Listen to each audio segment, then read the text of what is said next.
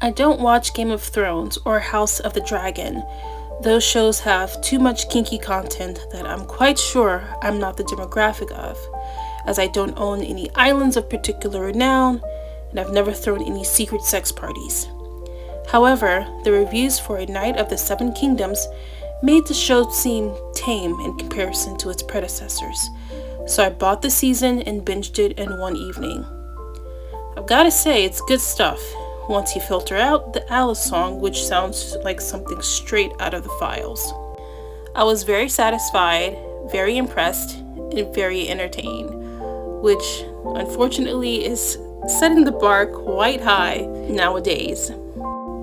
My spoiler-free review is that it is a cozy show with some violence that kind of feels like watching Lord of the Rings. 4 out of 4 stars. Now, my thoughts on whether or not Duncan is a knight will contain spoilers, so if you're even deigning to watch my little unknown YouTube channel and would like not to hear spoilers, please click away now. Okay, so Duncan is surely not a knight, in the legal sense that is. He was not knighted by Sir Arlen, or maybe he was knighted by Sir Arlen, but maybe Sir Arlen wasn't legally a knight either, which is something Dunk does question in the show. Sir Arlen does kind of seem like a wannabe knight, just like Duncan.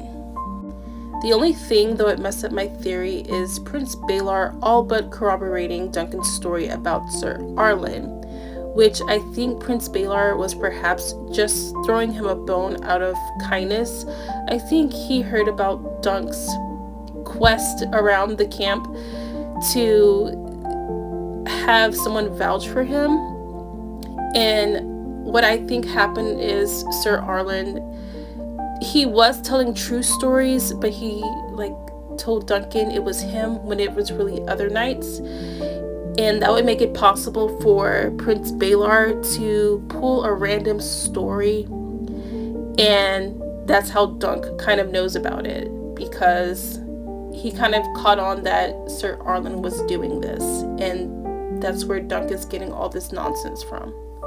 But whether or not he's a knight or isn't a knight isn't the real question.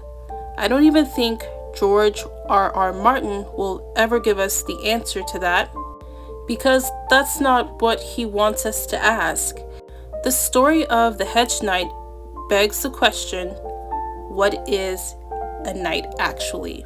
What makes a true knight? I think this is Dunk's internal conflict, because sure, these rich, fancy men around him are legally knights, but what does the legality of knighthood mean if in the end those same knights would not help the innocent victim? If the legality does not make you a true knight, then that means something else does. If this is the theme of the story, then for this theme to work, Duncan cannot be a knight, not in the legal sense.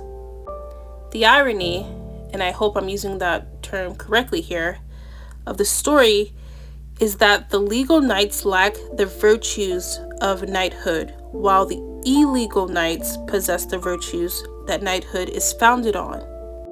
If Dunk is legally a knight in that he was actually knighted by another legal knight, then this irony disappears, and the theme of the story disappears along with it. That's really all I have to say on that, so thanks for watching.